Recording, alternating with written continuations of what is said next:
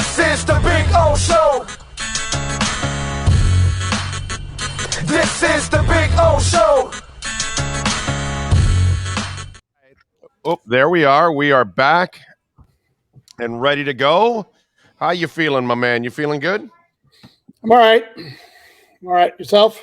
I am beautiful. I'm here at Hialeah Park having some fun. Got some boxing tomorrow night here at Hialeah. I'm going to go to the Drone Racing League on Saturday. You see who's going to be at the Drone Racing League? I wrote about it. Yeah. I wrote about it. Yeah. I might see you there. So you're going too. Okay. All right. Yeah, I'm looking forward to it. Tyreek Hill is going to be there. Yeah. And by the way, you can still DM me. I think I have spots. I have one more pair of tickets for the Drone Racing League. DM me on Twitter at Big O Show if you want to win a pair of tickets for the Drone Racing League on Saturday.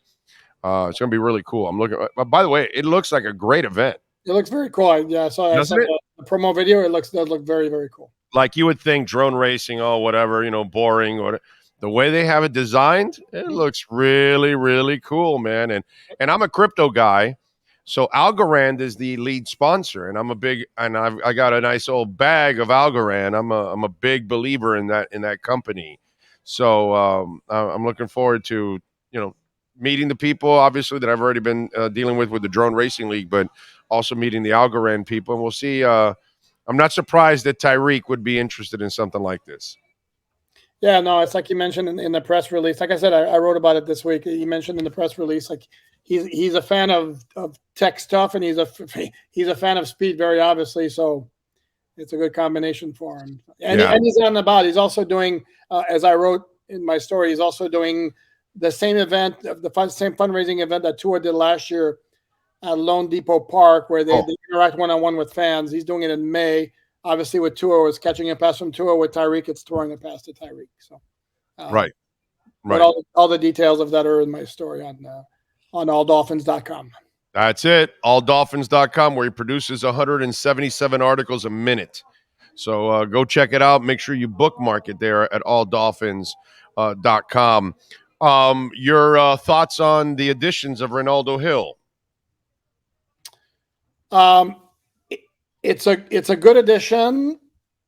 It's interesting because he was under contract, and Brandon Staley basically said, "Go ahead." And this is a demotion for Ronaldo Hill.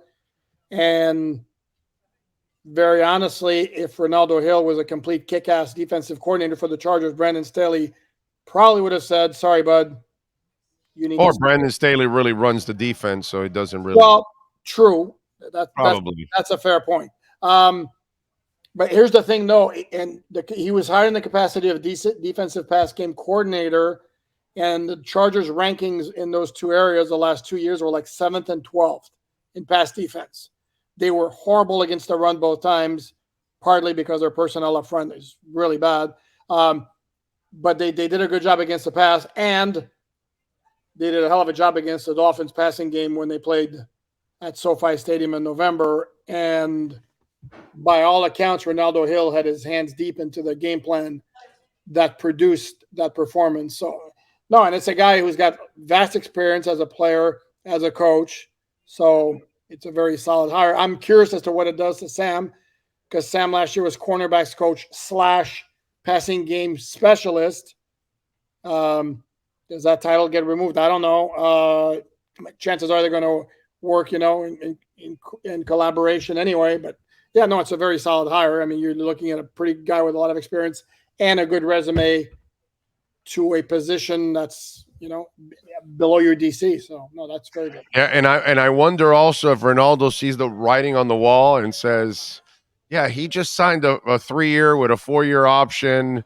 I don't know if this Brandon Staley guy's really going to make it for another year or two. He's already kind of been on hot water. He had to fire the offensive coordinator this year. So you just wonder. And so I just, it's one of those things. I wonder if Ronaldo also says, yeah, it's nice what I'm doing, but I'm going to have more job security by going over there instead. I don't know. Yeah, and it may be a case of like, let me take a step back here to take steps forward. Whereas if I keep myself chained to Brandon Staley, and if the Chargers I mean, there was some talk. Brandon Staley might have been fired at the end of last year after they blew the playoff game. So I don't think his job security is necessarily that great. It's a Chargers flop in 2023. So from that standpoint, it makes sense. And Hill also has familiarity with Vic Fangio. He coached for him in Denver. Was it in 2019 or something? So, and obviously very familiar with the Dolphins as a player and as a coach. By the way, I'm following obviously what's going on with Eric Bieniemy. Your thoughts overall on the fact that he never got that head coaching opportunity, and he has to go and make a lateral move, which it's technically not a lateral move because you will really be in charge of the offense here. Whereas Andy Reid, you're really still under the shadow of Andy Reid. But your thoughts on him having to make this step to prove himself?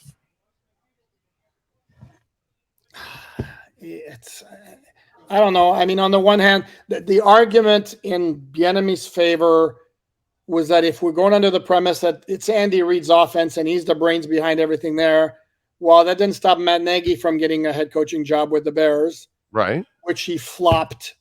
Right. I believe Doug Peterson went from working for Andy Reid to the job. So if those two guys get that job, then why did Eric Bieniemy not do it? There were some rumblings about him, quote unquote, not interviewing well. He's got some issues from his past in college. I'm not going to go over them, but there was some off the field stuff that happened way back when. Could that have been a factor? But in this case, if he goes to Washington, the Washington offense completely balls out, then it's going to be tough to justify and not giving the guy a head coaching job. Yeah, the optics are horrible, really. They would be, but he's going to a situation where Sam Howell's his quarterback. Really, are we really convinced Sam Howell's ready to be a stud? Don't know, but I like him. He was all right, actually. He's got something to work with. He's got a chance. I don't know if he's a guy. Correct. He's got a chance, but if he flops, is that really an indictment on Eric Bieniemy? No, I mean, we'll see. Right. We'll see what he can do. It's like the Daniel Jones thing. I still don't think Daniel Jones ain't much, but shit, I got to give his head coach a lot of credit. He got something out of the guy, more than people have. You know what I mean? It's like I don't think much of Hassan Whiteside either, but damn, Eric Spoelstra got the best out of him. You know what I mean? And so that kind of stuff. Right. So if you show me that as a coach, then I'm good enough with that. Then I know who you are, because I know that in with the Giants, they haven't developed a starting franchise quarterback in Daniel Jones. But I'll say this, Dable did a hell of a job with him overall, because I know what I saw in years past with him, and what I saw this past year was a drastic improvement for him. So I got to give Dable credit. You know what I mean? He still wasn't overwhelming. No. Brother, I would go after Derek Carr. If I'm the Giants, I'm not giving that dude a multi-year contract of $40 million and all that. Hell no, dude. I'd rather go sign Derek Carr. Are you giving Derek Carr $40 million a year, though? Yes. Over Daniel Jones? Yes. Here's the thing, though. That's the going rate for a typical or decent franchise quarterback. You want an elite one, it's $45-50. That's fine, except here's the thing. You're going to bring in Derek Carr. See, Daniel Jones could work in that offense that Dable constructed last year. Despite a horrible wide receiver core, which had injuries on top of that. You put Derek Carr in that same situation, he's not going to do crap. Okay. He needs receivers. I think he's a better passer. I think he's a better passer than Daniel Jones. Without question, he's a better passer than Daniel Jones. I'm not arguing that with you at all.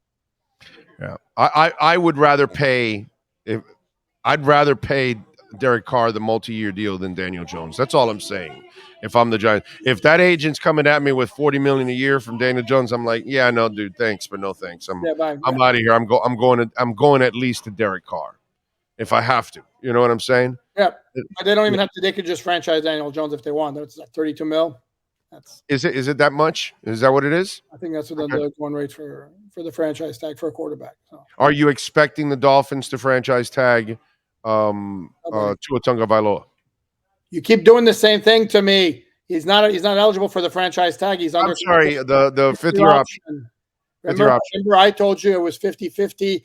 I'm of the opinion that they don't need to do it because, again, at some point, they still have control for this year and they have control for next year. Yeah, but that'll cost you a lot more next year. they can franchise tag him next year. And at some point, they're gonna have to make a call, and it can't be 5 years down the road. They're gonna have to make a call. Is this a guy we're going with long term? If the answer is yes, then he gets a long term contract for big money. If you don't have that answer 2 years from now, move on. So what you do, and because the price against that is you're guaranteeing $23 million, and if things go sideways, either he regresses performance wise or the injuries crop up again.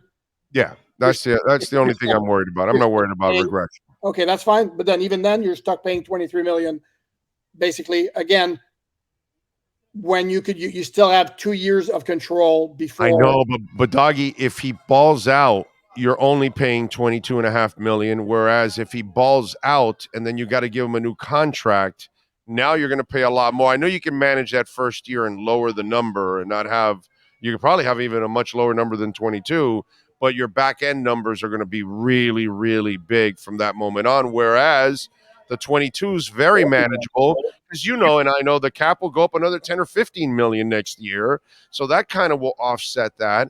And then that gives you the space to go out and get another player or two. In other words, you can make a full 2-year run with him and still do it without giving him the big contract. I don't know if you read Andrew Brandt's latest article. Yeah. Where he talked about when you give the quarterback that money, that it's just not realistic to build the team the same way. And so in other words, I haven't read it. I saw it. And I thought I said the headline or the teaser was that it was the opposite, that it's a myth. Patrick Mahomes just won the Super Bowl, and then he's got a very high cap figure. But here's Big O. Here's the thing. They hit on that secondary. That's the thing. They got all those young guys, and they played well. It was really cool for them. It worked out. Here's the thing. If Tua balls out, you franchise tag him next year. The way it's been jumping up, you're looking at $36 million maybe. Right, probably. That's egregious. And then if he balls out the next 2 years, you get to 2025, and clearly no injury issues anymore. He's your guy. Give him the long term, the big money long term, and at that point, you'll be more. And you can lower the number that first year. Actually, correct. So that's 3 years at a reasonable price. To me, I think that is a much more ideal scenario than putting yourself putting your neck on the line for $23 million. You convinced me. That makes a lot of sense because that buys you a third year. You're right about that. Because the third year, you're not going to have a $50 million salary. You'll make it like 10 or 12 or something. Right. And then you'll break out the rest in the following 5 years after in that deal. And then, because if you wait, you don't have to tag. When you're tagging him, you're already convinced that he's the guy because he just went through a healthy year or a really good year. Right. He only missed one game or something, and he had a great year. That kind of stuff, and you're convinced, okay, he can be the guy, let's move forward, and then you can tag him and then control and then negotiate the new contract after that. You're right. It's better off that way, actually, without tagging him. You are correct. That makes a lot of sense. Can I somebody recording that with the "you are correct"? It's yeah. I mean, once in a while, you're going to get it right. I mean, Jesus. Ryan Squirrel, man. By the way, True Fin fan sends in a super chat. Alain Poupart is my favorite on this show. Oh. Cap for Life sends in a super chat. Poop is the reason SI is still relevant, bro. And then True Fin fan sends in a second super chat. Poupart can convince a priest to a strip club. LOL. Okay. Thanks. You should. You're the only insider I've seen that gets super chats sent in. Nobody else really gets super chats sent in. I'm sure I get plenty of opinions going the other way too. No, I think you're well liked on the platform, bro. Huh? Yeah, I think you're very well liked on the platform, bro. Very well liked. Yeah, I get a lot of good compliments about you on the platform. A lot of people like you, bro. Yes. What are you gonna say? Yeah, the chat room is a lot better than your Twitter feed, Alan. Just so you know. Oh yeah, that's probably what it is. Yeah. No, but you talked a lot about Denver going to be a. Oh, I think it's going to be a disaster. Well, Adam Schefter saying NFL veteran QB Davis Webb, who spent the last season backing up Daniel Jones, is being hired as the Broncos QB coach. Oh, okay. I'm sure The he'll be great. 28-year-old Webb now will be coaching the 34-year-old Russell Wilson in his first NFL coaching job. Wow. Yeah, but it's really Sean Peyton. Payton is going to be Yeah, coaching. Payton's going to coach him. He's grooming this kid, Yeah. is what he's doing. And I think that's kind of what he's doing with Ronaldo Hill, by the way. That's what I think is going on with that hire. I think he's getting. I think the old man told him, "Hey, come on over here, man. I'll show you the ropes and get you even closer to being a defensive coordinator and all that." So I think He that's was a defensive coordinator. no, but you know what I mean, like the defensive coordinator. You know what I mean? Like become the guy. Oh, okay. Well, Yeah. but the way Fangio's talking, he wants to coach for 10 more years. So then maybe Hill's going to have to wait a lot longer. I mean, he's a very energetic 64-year-old. So. Well, you know what? You're right. I mean, guys do coaching. Some guys can coach well into their 70s. Actually, you know, it keeps them alive. Actually, it's what they live to do. You know what I'm saying? It's when they have this incredible passion for it. I like look at Paterno. I think Paterno's a perfect example. That dude had cancer, but if you wouldn't have taken the job away from him, he probably would have lasted a lot longer. And then once he didn't have the job, the depression set in and the cancer took over, and you know that's it. It was over, you know, for him, and he ended up checking out. And I think that not to be said for mental outlook affecting physical health. Not to be oh said. yeah, I'm a strong believer of that. There's no doubt about it. When you have a passion for what you do, it definitely drives you every day. It gives you that motivation that you need. I'm with you 100%. And by the way, I do think the Sean Payton thing. I think you're now deciding between Matt Patricia and Rex Ryan as your defensive coordinators. You just they hired Vance Joseph. Yeah. Oh, they did. They hired Vance Joseph. Oh, I didn't see that. When that come through? Early this afternoon. Oh, early this afternoon. Okay, no wonder. Okay, I was going. Damn, I didn't see that. So he hired Vance Joseph. All right, I give him a little more hope. That's amazing too. That's now 4 DCs around the league at least who are former Dolphin assistants with Matt Berg, Vance Joseph, Luana Romo, Brian Flores. And by the way, maybe I'm forgetting somebody. Our boy Josh Boyer did not get a job anywhere, right? Or hasn't, or at least at the NFL level. Nothing that I've seen. No. Right. And did he go to college at all? I have not heard or seen anything. Because I haven't seen any kind of news on Josh Boyer, so don't know if what's going on there. But anyway, oh, by the way, were you there when Aaron Rodgers left his darkness retreat? My God, I mean, somebody's got to care about this. Jesus Christ, really? I mean, woof. I'm seeing tweet after tweet after tweet, like a long form story inside Aaron Rodgers' retreat. And I'm like, am I the only one who could not give less of a shit about this? Jesus Christ. I mean, come on. No, my favorite line is from him.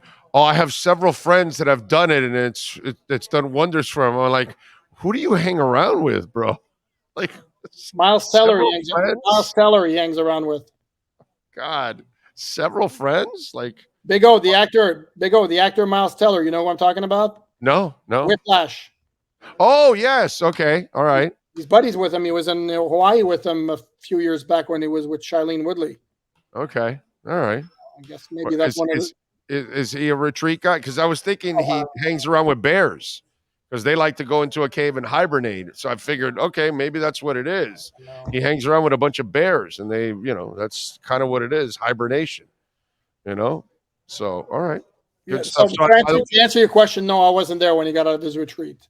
Okay. No, I was figuring you would cover that and give us the insight on all of that. All right, what are we expecting on the contract side with Wilkins and Sealer? Do we know anything? What's going on? Well, here's the thing: as I'm sure you're aware, Drew Rosenhaus, Sealer's agent, was on a radio show yesterday morning with Joe. Talking to how it was a priority to get Sealer an extension, and from the standpoint where what he's getting paid for 2023, the last year of his contract, is insanely low for the caliber of player he is. I'm sure. Here's the thing is his cap number is already really low. And the Dolphins have work to do to get cap compliant before March 15th. So I'm thinking, they will address it at some point, but you're not doing it. You're doing it because you want to keep the guy and you want to reward good performance, not for cap purposes. Because I think his cap number is like maybe 275 or something like that. So I don't know. Yeah, so you're going to extend it. You're not going to give him any more money in this year. Is probably what you're I saying. don't know how much lower you're going to get his cap number from that. So because of that, to me, maybe while yes, it's a priority because it's a guy you want to keep around, it doesn't need to be done like immediately. Whereas Chris Wilkins right now, his cap number is, what was a 5th-year option, 9 million or something, 10 million, 10-4 or something. Well, his cap number is going to be 10-4 on March 15th if there's no another contract extension signed. So his is more pressing. And I did a story actually kind of related to Drew's comments and the fact that Drew's represents 10 Dolphin players, including 4 guys who are going to be UFAs, including Jerome Baker, who you and I have mentioned as a guy who maybe possibly could be in trouble or could be asked to restructure his contract or jettisoned. He represents Myles Gaskin, Duke Riley, Landon Roberts. Duke stays. And Roberts, if I had to guess, Roberts winds up in Minnesota with Flo. And then I forget who the 4th one is, but he's got 4. And then he was asked about Agba and whether Agba was going to stay. Well, Agba's got 15 million guaranteed. Dolphins ain't cutting him, and nobody's trading for him. So, right? No, Agba. They're stuck with Agba for at least one more year. Correct. I'm with you there. I think the good thing for them, I think they're going to get a motivated X, because X will go into a year that he will be undecided of what his future is. So he's going to have to perform at a high level. And do you think the Byron Jones cut will be a June cut? Is that still the thinking? Yeah, based on my understanding of the salary cap, it makes no sense. It's going to be designated as a post-June 1 cut. Unless, barring some miracle, there's a restructure instead and they wind up keeping him. It remains a great big mystery. I'm trying to find out what's going on with him, and it ain't easy. Let me put it that way. No, I can imagine it's not easy right now. All right, anything else you think could be an issue on some kind of a tag or some kind of a contract situation coming up for the Dolphins? No, I mean, I would expect maybe Tyreek Hill's contract could be restructured. I mean, he's got like a cap number of 31 mil. That's I don't know there's ways to move money around to make that more palatable because they have moves to be done, but they have space. They'll be able to create space. There's usually always a way. Sometimes though it involves kicking. You get 15 out of that 31 and then spread it out for the life of the contract. But you're basically kicking the can down the road. At some point, of course, point it becomes an issue. The Dolphins are not there yet. They still have a window. But you have to create. You just talked about the window with Tua. So financially, this is what you have to then create that window for the next couple of years, because technically that's your door and your opportunity to make that run around them, and then all the crap is going to hit the fan. And I think that's the good thing for the Dolphins this year too, that you look at the Bills and they've got all kinds of financial decisions now. They're already talking about it. They're already talking about like Brandon Beane, I think is the GM's name, right? And he's like already come out and say, yeah, now things are going to be a little, be prepared that things are going to be a little tougher for us right now because we've got contracts kicking in and they're going to lose players. And you're hearing it in Cincinnati that they can't be nearly as active now, they said, like they were last year because of the contracts that they have to pay out. Hell, they're thinking of trading Boyd, and they're going to lose Higgins next year. And then obviously they've got to give Chase and Burrow, big-time contracts. So you're seeing that some of these teams kind of had a window. Now that salary is catching up to them, whereas Miami, well, they're going to maybe extend that window for the next year or two, but they've got to take advantage of it before they've got to pay the piper. No, correct. The Bengals have issues because what they have is that stud trio of wide receivers. Keeping all three is going to be a bitch. No, they won't be able to do that. It's going to be very, very difficult.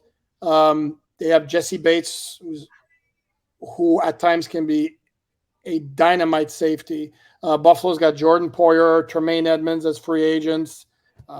It's a league-wide issue. And as you mentioned, the Dolphins are positioned if they want to make a move. If you saw Pro Football Focus was throwing out 5 trades they could see happening in the offseason, and they suggested Jalen Ramsey to the Dolphins for 2 second-round picks. No shot. 0 chance. Here's the thing. That happens. But except you and I both know, or I know, and I think you should know, never say never with the Dolphins and the shiny toys. No, that's not this Shiny toys. GM. This GM doesn't like. This GM does not like. And their Shiny history toy. is Come on, they man. know how to draft and they know how to find secondary. They don't need to go and overpay free agency and picks for a corner. They can find them off the street. They can find them in the draft. They find the safeties. No, I don't think so. I think they're pretty. I think they're pretty confident in their abilities. That if they needed a corner in that second or third round picks, they probably feel they can get a guy right there to compete with all those other guys for that starting spot. Except if Jalen Ramsey's right, when he's right, he's a top 5, maybe probably top 3 corner in the NFL. When X is right, he's a top 5, top 3 corner in the NFL. Well, I get that. Cater, because we talk about like the Dolphins are able to find corners. Sure, Cater, who was a great revelation last year, and Nick Needham's become a very solid NFL player. Let's not pretend. Brandon Jones developed, and they're not Jalen Ramsey again. Under the premise, Big O, here's the thing. Under the premise that the Dolphins look at their window and decide we really need to remember Stephen Ross is 82. I get it. Under the premise that their window is a year or two, I'm just telling you it's not something I would dismiss out of hand, because maybe in the long term it's not conducive to building a team that will sustain over many, many years. I'm just looking at a front office that said, I found X in the second round. I found Minka in the first. I found a guy that's just as good in the second. I found Brandon Jones in the third.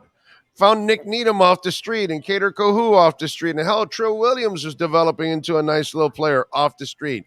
I think this is the kind of front office that says, oh, we need a corner. Let's prepare, because maybe Cater can develop into the outside guy. Let's get another guy so when we cut X, he's ready to take over for X2. I think this is the kind of front office that says, all right, let's figure somebody out in the second, third rounds, and let's go find them. And I think they can do it because their track record says it, that they know how to, unearth talent. That's all. I don't know. That's just me.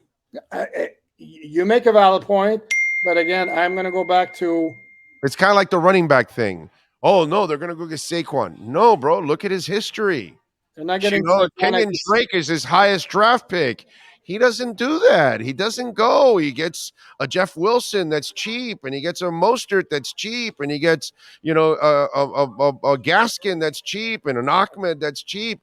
This is who he does. He doesn't go out and spend high picks or big money on guys. And look, they went and spent on Chase, and they got burned for that, overall. So it's just not their, it's not their MO, So it's, what are you going to do? So to me, I don't think it's their MO to go out and spend big like that, to trade and pay. Where like the Byron Jones one, okay, I get it. That was just a sign. They just did it for Tyreek last year. But that's a receiver. That's different. That's a whole different ball game there. They needed They paid big for Byron Jones in 2020. They paid huge for Byron Jones. They made him the you're highest not trading for him. I don't think you're also going to give picks up. I mean, for Ramsey, they're going to ask. Okay, correct. Yeah.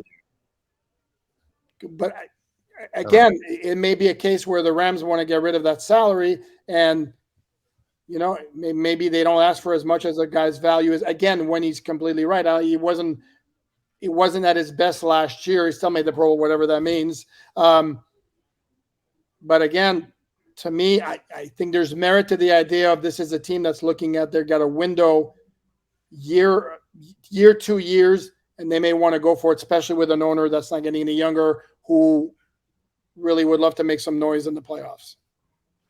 Let's see. I think it's going to be an interesting offseason.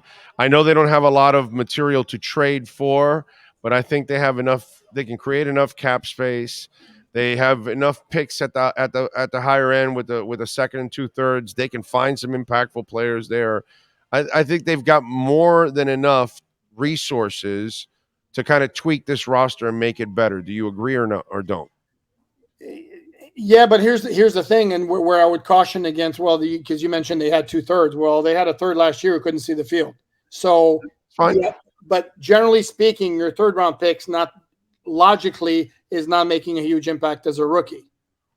And again, under the premise of a team that's going for it, but they made the playoffs last year. Then they made the playoffs and had to play their playoff game with their third string rookie seventh round pick quarterback. They easily can look at that and go, hell, if we had our team, if we had our quarterback, really interesting possibilities. What can we add? What big move can we add just to push us over the hump? We hired Vic Fangio. That's one move that gets us really closer. How about one guy, one player who really gets us closer? And it's not two third round picks who do that. So this is where, again, that's where free agency, I think, comes in too. That's where you're going to make some bones in free agency and find another player or two that can help you out too at the same time, I think. I mean, that's what I'm saying, that with some of your picks and what you can create in free agency, you should be able to open up cap space with different guys. You should be able to make some moves. No, able to make some tweaks here and there, but if they're looking to get over the hump with that really big go for it style, it needs to be a splash move. I don't know if it's the kind of move you can make in free agency with the cap space they'll have. This is where possibly a trade comes into play, which is why the Jalen Ramsey, even though the initial reflex is to say that doesn't make any sense. Yeah, it's too much. But the more, except does it really not make any sense? I don't know. No, I understand the method behind your madness of adding the talent. What I don't think makes sense in a year where you don't have a lot of picks, you're going to give up picks and a lot of cap space. I just have a hard time with that one. That's where I think it just doesn't make sense for the Dolphins. Whereas, especially for this front office that has had success drafting players in that position, in that secondary, go find another guy, man. You can do it. There's always corners, man. You can find a good corner in the second, third rounds in the NFL. Dude, the idea is to add like an A corner, not a B corner. That's the thing. And Cater who's got a lot of promise. Nick Needham's a good, solid player. They're A cornerbacks. There are not a ton of A cornerbacks in the league. No, I know. And Needham is a slot. He's not an outside guy. I'm not as comfortable with Needham on the outside. Cater, I'm comfortable outside or inside, actually.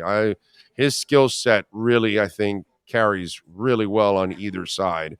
But I really like Cater. Maybe he can turn into an outside guy. And let's not forget, Needham's a UFA too, so there's no guarantee he comes back. No, that's true. That's true. It's a good point.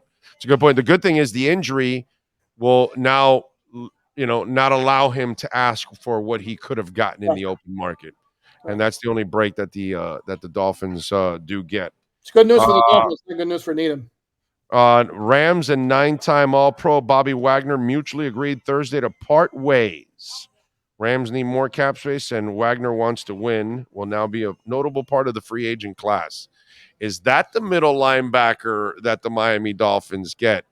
Because people are talking about Edmonds, but Bobby Wagner that's actually not a bad tackling machine in the middle for you. Yeah, I have no clue what kind of season. I know at Seattle dude was a baller. I'll be honest with you, I don't know what kind of year he had last.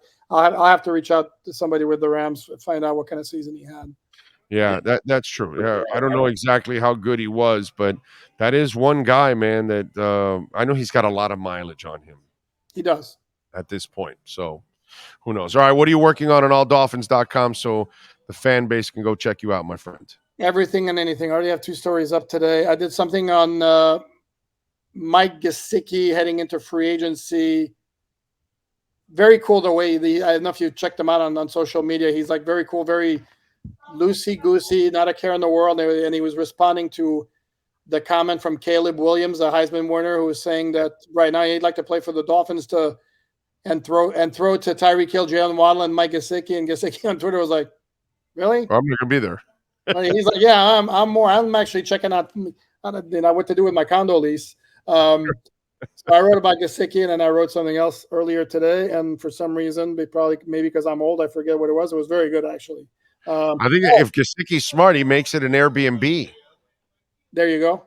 That's what you should. You're in South Florida. You own a condo, bro. Have somebody pay your mortgage. Just make it an Airbnb, and that's it, dude. I'm sure his condo's nice enough that it'll be, sold out most of the month, and he'll get his mortgage paid really quickly with an Airbnb here in You South can Florida. rent it to Durham Smythe. I don't know if Durham Smythe's what his living situation is. The other thing I remember, the other thing I did was on the head coach Mike McDaniel and the Football Outsiders aggressiveness index as it relates to fourth downs last year. I did a comprehensive look at the Dolphins on fourth down last year, as well as a breakdown as to why it probably may not be quite as significant next season.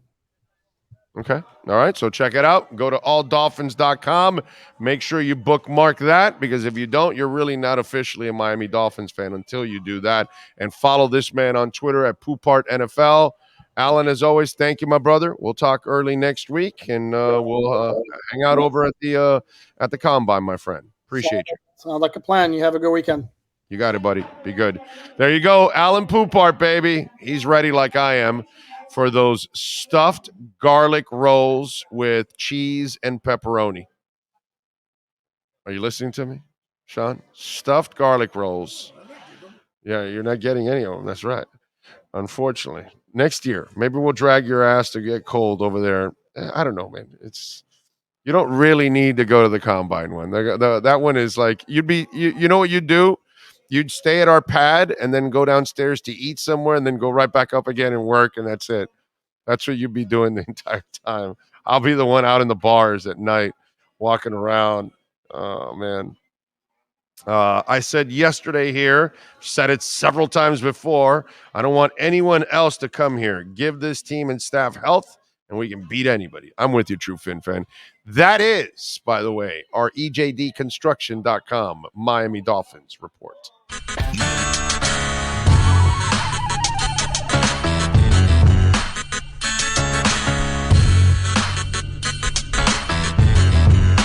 This is the Big O Show. This is the Big O Show.